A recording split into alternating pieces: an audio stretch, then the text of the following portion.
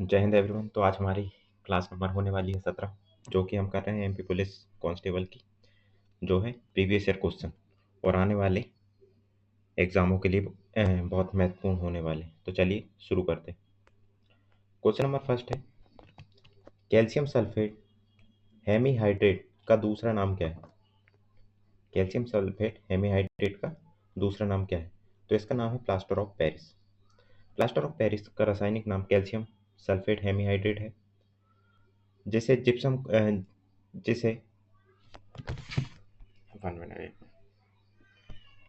जब जिप्सम को 373 केल्विन पर गर्म किया जाता है तो वह जल के अणुओं को त्याग कर प्लास्टर ऑफ पेरिस बनाता है। इसका उपयोग जो है टूटी हड्डियों में स्थिर रखने और मूर्तियों बनाने के लिए किया जाता है। तो ये चीज भी आपको ध्यान में रखना है, इसका उपयोग जो है किस चीज में किया जाता है।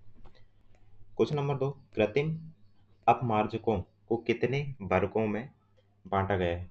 जो कृत्रिम अपमार्जक होते हैं, सिंथेटिक डिटर्जेंट, उनको जो है 3 भागों में बांटा गया है। कृत्रिम अपमार्जकों को उनकी रासायनिक संरचना और आवेश के आधार पर मुख्य रूप से 3 भागों में वर्गीकृत किया गया है। पहला ऋणायनी अपमार्जक, सेकंड है धनायनी अपमार्जक और थर्ड है अनआयनिक नॉन आयनिक अपमार्जक। तो ये चीज आपको ध्यान में रखना है। क्वेश्चन नंबर थर्ड आता है, ऑक्सीजन अणुओं के बीच बंधों के निर्माण के संबंध में निम्नलिखित में से कौन सा कथन असत्य है? हम 2 ऑक्सीजन अणुओं के बीच द्विबंध का निर्माण रखते हैं। ऐसा इसलिए है क्योंकि ऑक्सीजन के एक परमाणु के एल कोष में 4 इलेक्ट्रॉन होते हैं। ऑक्सीजन की परमाणु संख्या 8 होती है, सही है।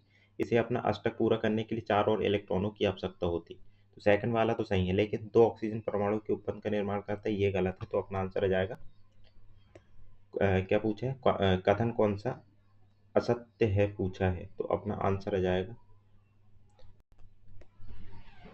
कथन 2 जो है असत्य है, क्योंकि ऑक्सीजन का परमाणु क्रमांक 8 है, इसका इलेक्ट्रॉनिक विन्यास 2 6 होता है। इसके लिए जो बाहरी कोष में जो है 6 इलेक्ट्रॉन होते हैं, ना कि 4। तो आपको ध्यान में रखना है, जो है 2 6 से बनेगा। अगर इसका इलेक्ट्रॉन 8 है तो 2 और ये 6, तो यहाँ पर जो है 2 इलेक्ट्रॉन और की आवश्यकता पड़ेगी। के लिए जो है इलेक्ट्रॉन की 2 इलेक्ट्रॉन की आवश्यकता होती है, जिसका से यह द्विबंध बनाता है। तो आपको याद रखना है, अपना आंसर आ जाएगा 2, जो कि गलत बोला है उसने, 4। क्वेश्चन नंबर 4 आता है, हमें ज्ञात 118 तत्वों में से कितने प्राकृतिक रूप में पाए जाते हैं? तो 94 जो है प्राकृतिक रूप में पाए जाते हैं, और बाकी जो है 18 और 6 24 जो है वैज्ञानिक रूप से प्रयोगशाला में कृत्रिम रूप से संश्लेषित हैं। तो ये चीज आपको ध्यान में रखना है। कुल कितने अभी तक ज्ञात तत्व हैं? 118, और जो 94 प्राकृतिक है, और बाकी जो है वो रसायन प्रयोगशाला में कृत्रिम रूप से संश्लेषित किया गया था।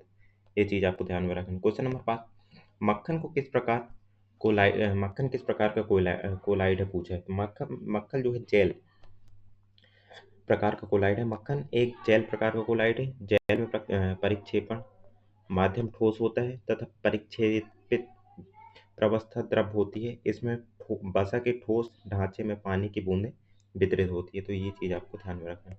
क्वेश्चन नंबर 6 आता है, अल्फा कण का द्रव्यमान क्या होता है? तो अल्फा कण का वास्तविक में हीलियम नाभिक हीलियम+2 होते हैं, जो 2 इलेक्ट्रॉन और 2 न्यूट्रॉन होते हैं, जिसके कारण इनका कुल द्रव्यमान जो है 4 यूनिफाइड मास 4U होता है। तो अपना आंसर आ जाएगा 4। क्वेश्चन नंबर 7 आता है, रदरफोर्ड का परमाणु मॉडल के अनुसार जो है नाभिक की त्रिज्या परमाणु की त्रिज्या से 10⁵ गुना छोटी है। तो ये चीज आपको ध्यान में रखना है। रदरफोर्ड ने अपने प्रयोग में निष्कर्ष निकाला कि नाभिक का आकार परमाणु के कुल आकार की तुलना में अत्यंत छोटा है। नाभिक की त्रिज्या जो है परमाणु की त्रिज्या में लगभग 10⁵ लगभग 1 लाख गुना छोटा होती है। तो ये चीज आपको ध्यान में रखना है। क्वेश्चन नंबर 8 आता है, लिथियम की संयोजकता क्या है? तो लिथियम जो है उसकी संयोजकता 1 होती है, क्योंकि लिथियम का जो परमाणु क्रमांक 3 होता है, तो इसके इलेक्ट्रॉन विन्यास कितना हो जाएगा? 2 1, और बाहरी कोष में केवल 1 इलेक्ट्रॉन होने के कारण यह आसानी से 1 इलेक्ट्रॉन जो है त्याग देता है, इसलिए इसकी संयोजकता 1 हो जाएगी। क्वेश्चन नंबर 9, प्रकृति में क्लोरीन के 2 समस्थानिक रूपों में पाया जाता है, जिसका द्रव्यमान 35U और 37U, जो किस अनुपात में होते हैं? तो ये होते हैं 3:1 में। आपने प्रकृति में जो है क्लोरीन जो है 35 और क्लोरीन 37 समस्थानिक हो जाए जो कि 3:1 में, एक में 75% और एक में 25%। तो इसको काटेंगे तो अपन 3:1 आएगा। इस कारण क्लोरीन का औसत परमाणु जो है 35.5 यू होता है। तो ये चीज़ आपको ध्यान में रखना है। रदरफोर्ड ने अपने प्रयोग के लिए सोने की पन्नी का चयन क्यों किया? तो ये चीज़ आपको ध्यान में रखना है कि रदरफोर्ड ने जब प्रयोग किया था इलेक्ट्रॉन के लिए तो सोने की पन्नी का उपयोग किया था, क्योंकि ये यथासंभव एक पतली परत चाहते हैं। क्योंकि सोने की पन्नी जो है बहुत पतली तक, मतलब इसमें आघातवर्धनीयता का गुण होता है, जिसे पीटकर बहुत ही पतली शीट में बदला जा सकता है। रदरफोर्ड कणों में प्रकीर्णन के सटीक अध्ययन के लिए लगभग 1000 परमाणु जितनी पतली जो है परत चाहते थे, इसलिए उन्होंने सोने को चुना। तो ये चीज़ आपको ध्यान में रखना है। क्वेश्चन नंबर 11 आता है, यदि कोई वस्तु 10 सेकंड में उत्तर की ओर 40 मीटर और फिर अगले 10 सेकंड में 30 मीटर पूर्व की ओर चलती है तो वस्तु का औसत वेग क्या होगा? तो औसत वेग हो जाएगा कुल विस्थापन बटे कुल समय। तो कुल विस्थापन और कुल समय अपना यहाँ पर जाएगा जो है 50 40 और प्लस ये आ जाएगा, एक मिनट, 10 सेकंड में उत्तर की ओर 40 मीटर और फिर अगले 10 सेकंड में 30 मीटर पूर्व की ओर। तो ये औसत वेग आपको ध्यान में रखना, कुल विस्थापन बटे कुल समय उत्तर और पूर्व की ओर। अगर इसको जो है ये ऐसा कुछ, एक मिनट बना के देता हूँ आपको, ऐसा कुछ बनेगा और इसका विस्थापन अगर ये 40 है, ये 30 है, उत्तर की ओर 40 और फिर अपने सेकंड में 30 मीटर जो है पूर्व की ओर चलते हैं, तो यहाँ पर जो है वो 50, यहाँ पर अपना पाइथागोरस प्रमेय से जो है 50 आ जाएगा, जो कि फिर उसमें अपन औसत कुल विस्थापन बटे कुल समय, समय 10 + 10 20 सेकंड, तो ये अपन 50/20 कर देंगे, आंसर आ जाएगा अपना। क्वेश्चन नंबर आता है 12, एक गोली का द्रव्यमान 0.05 किलोग्राम है, उसे 150 मीटर पर सेकंड वेग से बंदूक से दागा जाता है। बंदूक का द्रव्यमान 2 किलो है। बंदूक का प्रतिक्षेप वेग क्या होता है, क्या होगा? तो संवेग संरक्षण के नियम से क्या होता है, mv + mv = 0। ये सूत्र अपन लगाएंगे -mv/m, यहाँ पर 0.0 अपन इंटू 150/2। तो यहाँ से सॉल्व करके जो है प्रतिक्षेप वेग अब जाएगा अपना 3.75 मीटर सेकेंड इनवर्स। तो अपना आंसर आ जाएगा थर्ड। क्वेश्चन नंबर आता है 13, जब प्रकाश दो पारदर्शी माध्यमों को अलग करने वाली सतह से मिलता है तब क्या होता है? परावर्तन होता है या अपवर्तन होता है? तो ये अगर पारदर्शी माध्यमों से अलग वाली सतह में मिलेंगे तो दोनों चीजें होंगी, परावर्तन और अपवर्तन। जब दो प्रकाश दो पारदर्शी माध्यमों के इंटरफेस पर आता है तो प्रकाश कुछ हिस्सों उसी माध्यम में वापस परावर्तित हो जाता है और कुछ हिस्सा जो है अपवर्तित प्रवेश हो जाता है, इसलिए दोनों प्रक्रियाएं होती हैं। तो ये चीज आपको ध्यान में रखना है। क्वेश्चन नंबर आता है 14, निम्नलिखित में से कौन सा कथन सत्य है? अभिसारी लेंस की फोकस दूरी धनात्मक होती है, सही है। अभिसारी लेंस की क्षमता ऋणात्मक होती है, गलत हो जाएगा ये। अभिसारी लेंस की क्षमता धनात्मक होती है, ये सही है। तो अपना आंसर आ जाएगा 1 और 3। व्याख्या देख लेते हैं। अभिसारी लेंस उत्तल लेंस की फोकस दूरी एफ चिन्ह परिपाटी के अनुसार धनात्मक होती है, क्योंकि लेंस की क्षमता p = 1/f होता है, जो इसको डायोमीटर से नापते ही भी आप ध्यान में रखें, इसलिए इसकी क्षमता जो है धनात्मक होती है। अतः 1 और 3 जो है सत्य है। एक औसत मनुष्य ध्वनि की आवृत्ति निम्न तक सुन सकता है, तो ये जो है 20 किलोहर्ट्ज तक सुन सकते हैं। मानव कानों के लिए सामान्य श्रव्य सीमा 20 हर्ट्ज से 20,000 हर्ट्ज यानी 20 किलोहर्ट्ज तक होती है। इसमें जो है अधिक की आवृत्ति मानव सुन नहीं सकते, इससे अधिक की जो है आवृत्ति नहीं सुन सकता। तो ये है 20 हर्ट्ज से 20,000 हर्ट्ज, 20,000 ही हर्ट्ज को अपन 20 किलो हर्ट्ज भी बोल सकते हैं। तो ये चीज़ आपको ध्यान में रखना है। मानव की श्रव्य सीमा से अधिक आवृत्ति वाली तरंगों को खालिस्तान कहा जाता है, वो तो अल्ट्रासोनिक वेव्स हो जाते हैं, पराश्रव्य अगर जो मानव नहीं सुन सकता ना। 20 किलो हर्ट्ज से अधिक आवृत्ति वाली ध्वनि तरंगों को पराश्रव्य कहते हैं। 20 हर्ट्ज से कम आवृत्ति वाली तरंगों को जो है अपश्रव्य कहा जाता है। तो ये चीज़ आपको ध्यान में रखना है। क्वेश्चन नंबर 17, महासागरीय तापीय ऊर्जा उत्पन्न करते समय निम्न में से किस प्रकार के तरल को गर्म समुद्र के पानी से उबाला जाता है? तो ये है बाष्पशील तरल, वोलेटाइल लिक्विड।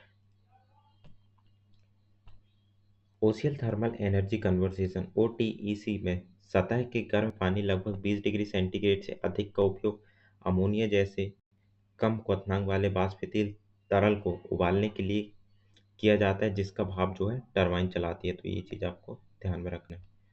क्वेश्चन नंबर आता है 18। निम्नलिखित में से कौन सा परमाणु ऊर्जा का लाभ नहीं है? जब परमाणु स्रोत से बिजली का उत्पादन किया जाता है तो कोई अपशिष्ट गैस उत्पन्न नहीं होती। सही है। हानिकारक विकिरणों के रिसाव को कोई गुंजाइश नहीं है।